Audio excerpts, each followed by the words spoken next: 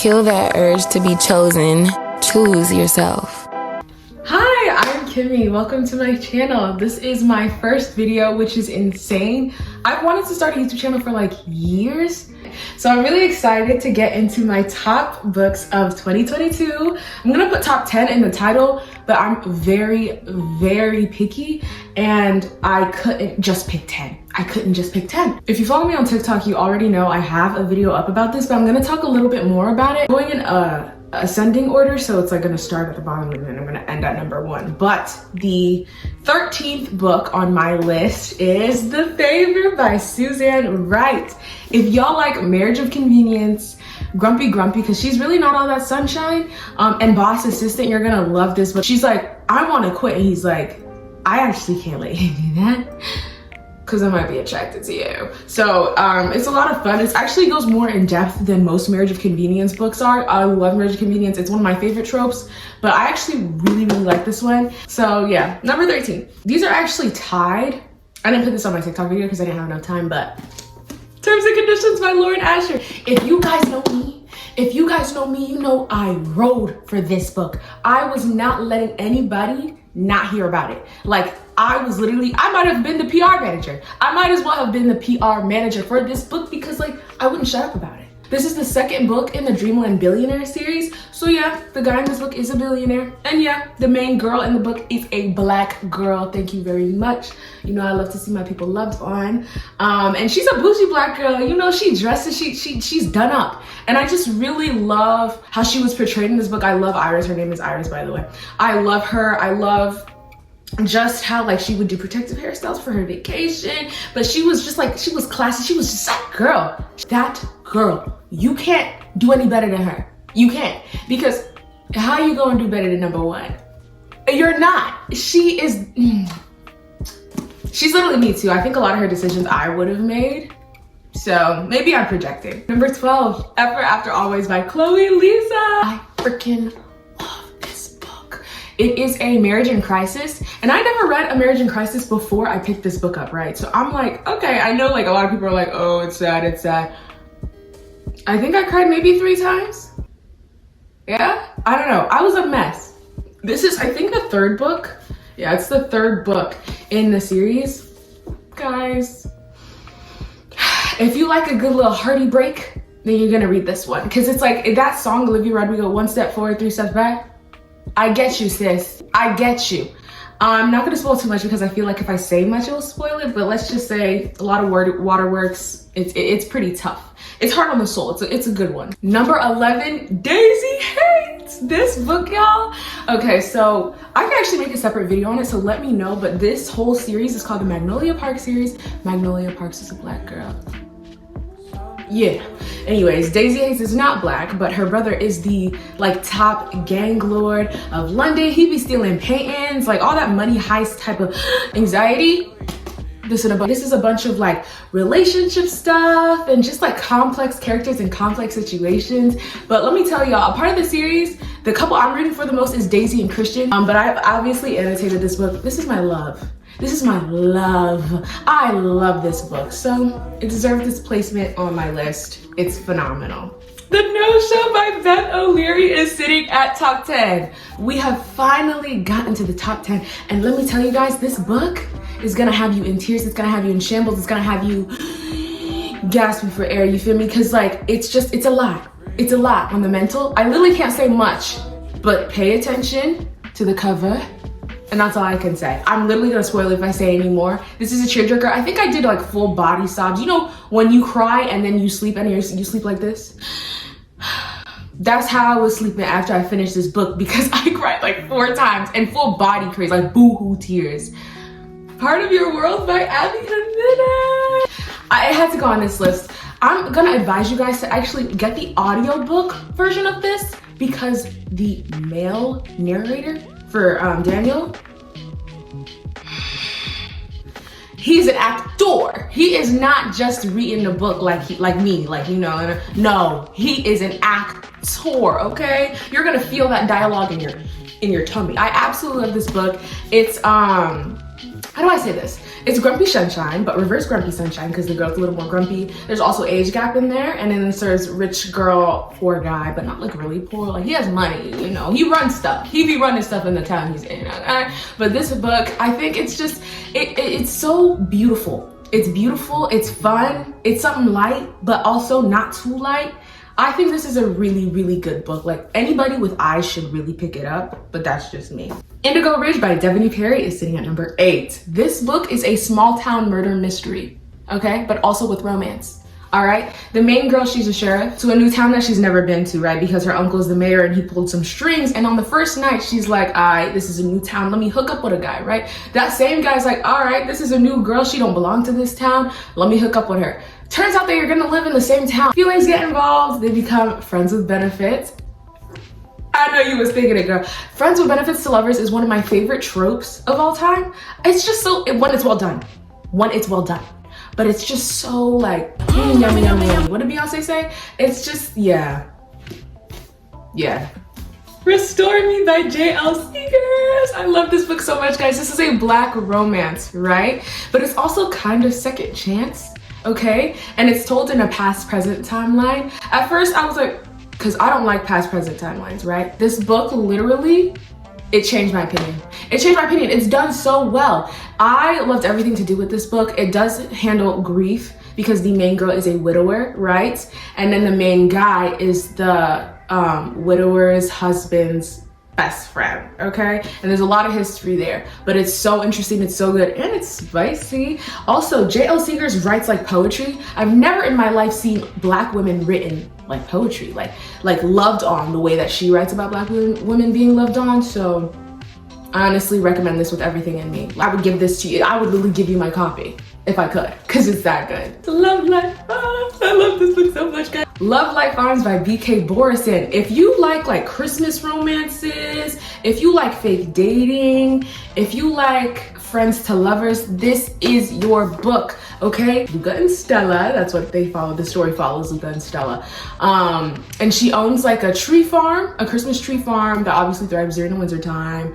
A competition comes up where she kind of faked a relationship to get placed in the competition, and they're like, okay, let's check out the farm, and she's like, I'm not in a relationship, oops. And so she asked her male best friend, like, hey, you want to be in a relationship with me? And he's like, yeah. Oh, a fake one? Oh, okay. So then they go on from there, y'all. So good. It's so pure. Also, both of their love languages are physical touch, and I've never read a book where both of the characters' love languages are physical touch, but I think my love language might be physical touch because I want to be loved on like that, okay? As one of my favorite rappers said, top five. Honey and Spice by Bolu Babalola. I love this book. Also, okay, so basically this book is a Nigerian college romance based in London. They're Black, obviously, and I have never felt more seen while reading a book. Though I will say, Bolu, if you're watching this, do you have something against Igbo people? I hadn't heard no lick of Igbo people in this book, and I'm like, where are my people? Like, I felt seen. I'm hearing my people, but I'm not seeing my people. I mean, I'm seeing them, but like not Igbo people. Anyways, this book is so good, guys. And if I'm gonna scream it, I'm gonna say literally listen to the audiobook. I was not an audiobook girly until last June. And then I was doing my finals and I was like, fine, let me just pop on this audio because I need to focus because reading helps me focus, oddly enough. And I zoomed through that homework and I heard the book perfectly. I was like, is this where I'm supposed to be? And here I am. Anyways, this book, it sounds like a podcast. It's so like entrancing. It's so good. It's so good. If you want to see beautiful culture, a beautiful Black romance, and let me tell y'all, Malachi in this book, I'm Miss Malachi. Coco, who goes by Cult of Books on TikTok, she's a proclaimed Miss Malachi, but honestly, she has some competition with me because this is my man, okay? And we're both, you know, we see each other. Not too much on me, but you want all the fanny flowers and actual butterflies, pick this one up because sometimes I was reading and I was like, you know, so this is one. Excuse Me While I Ugly Cry by Joya Goffney is sitting at number 4. This book is so good. Black YA romance. It also takes place in Texas, and every time they went to like a college tour, because they're obviously like high school students, I was like, oh my gosh, I went to that college tour. It just feels so good. This is a very feel-good, fluffy romance. I'm gonna put a picture here from one of like my favorite quotes from this book, and if that doesn't get you, he made a list. The main guy in this book, he made a list, right? A top 10 things of why he can't get over her. My head hurts. The room is spinning. I'm getting a little dizzy in here. This book was so good, okay? Basically, this book follows Quinn and Carter. They're both in high school, except Quinn's book, her favorite like journal with all her secrets, gets stolen, and someone is threatening to like spill her secrets to school. She's looking at Carter because the last person that she knew had her journal was Carter, and so they're both kind of looking for this journal. And so through this journey together, kind of searching for it and hanging out together more, kind of around each other, and they're like, wait, you thought I was feeling you? Like, feeling each other. So this book, it's everything to me. I've reread it so many times. It's a comfort read for me at this point. Two Wrongs Make a Right by Chloe Lisa sitting at number 3. This book is so good, guys. This guy, I think he's a pediatrician, I believe. He's like a 6'4" soft little teddy bear, but he's like he has like a grumpy exterior, but he's like the softest person ever, right? She's like this clumsy tattoo artist who like speaks way too loud and could be overwhelming for a lot of people. Not for him, no. He kind of like it, and I kind of like them. So basically, this book has revenge fake dating. Their friends tried to set them up with knowledge that they already don't kind of vibe with each other. So they've been texting for weeks, right? But face to face, they don't like each other. They didn't realize they were texting each other. So when they meet up on the stage, they're like, nah, I know that can't be who I think it is. So when they meet up, they're like, okay, we're gonna have to fake date. But you know, when they be fake dating, they'll be like, wait, he kind of holding my hand real tight.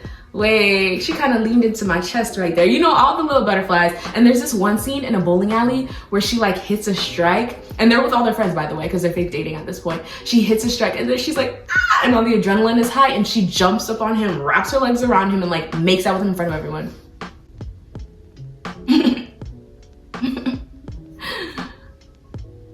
So if that's not enough for you to read it, I don't know what will be. Okay, signed, and Chloe sent me some pictures. I love you, Chloe, if you're seeing this. I love you.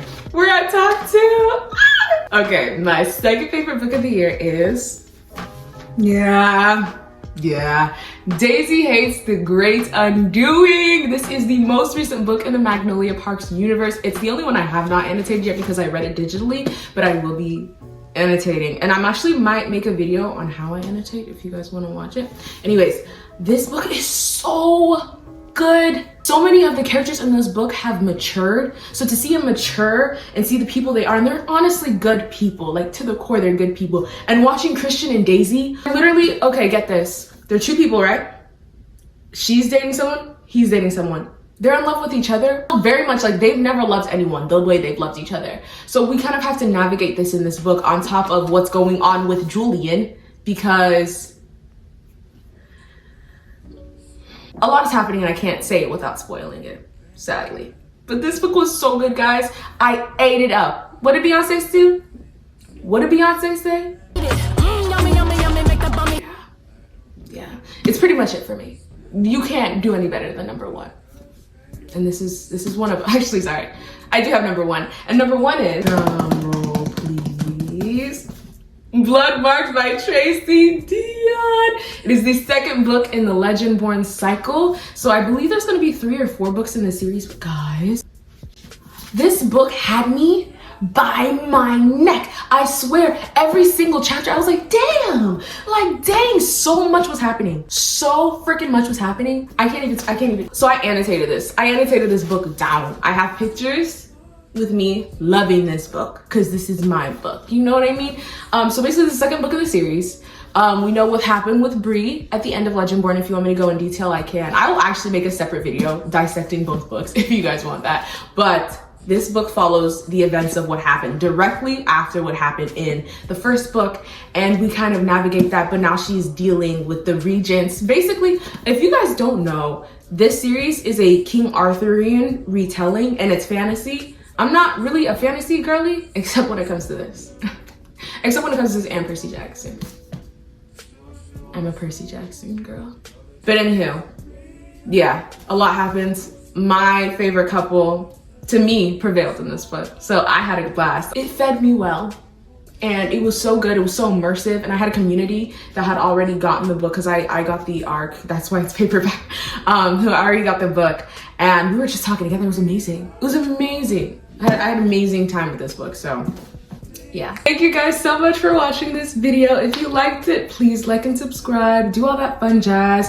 Me personally, I had a blast making it. This is my first YouTube video I've ever like truly like went through and filmed. So I was a little nervy, but let me know what you guys think. If you guys have any video suggestions or anything you want to see, please comment down below, because I'm also planning on like vlogging on this channel if you like to see like Barnes & Noble's runs, and then also just regular vlogs, because I don't only read, I do a lot of other things. And yeah, thank you guys so much for stopping by. Until next time. Probably when you're not looking, you'll find someone who reads the same books or listens to the